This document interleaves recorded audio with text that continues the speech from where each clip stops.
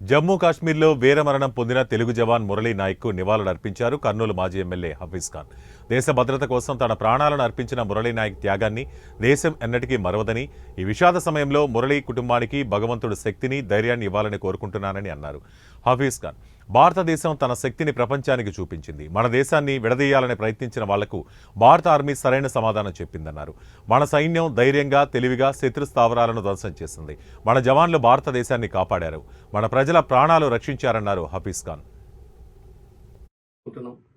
ఈ విషాద సమయంలో ఆయన కుటుంబానికి భగవంతుడు శక్తి, ధైర్యము ఇవ్వాలని చెప్పి మనస్ఫూర్తిగా కోరుకుంటున్నాను.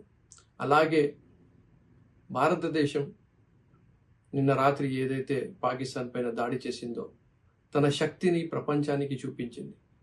మన దేశాన్ని విడదీయాలని ప్రయత్నించిన వాళ్ళు ఇప్పుడు వాళ్ళ స్థానం ఏమిటి అని తెలియజేసింది.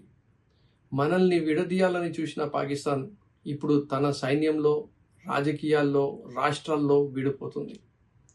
వాళ్ళు మన దేశంలో విభేదాలు సృష్టించాలి అని అనుకున్నారు. కానీ ప్రతి భారతీయుడు కూడా మేమందరం ఒకటే అని చెప్పి నిలబడ్డారు. మన సైన్యం ధైర్యంగా, తెలివిగా శత్రువుని ఎక్కడ దెబ్బ కొట్టాలో అక్కడ దెబ్బ కొట్టింది, ధ్వంసం చేసింది.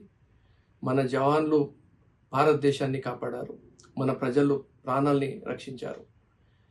భారత్ ఎప్పుడు తల వంచదు, ఎప్పుడు వెనకడుగు వేయదు, శాంతి కోరుకుంటుంది.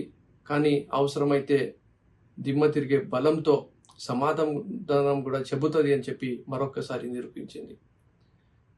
జై జవాన్, జై హింద్.